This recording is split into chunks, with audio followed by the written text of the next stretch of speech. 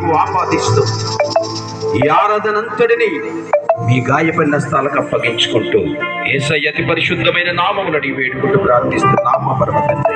ఆమేన్. ఆమేన్. ఆమేన్.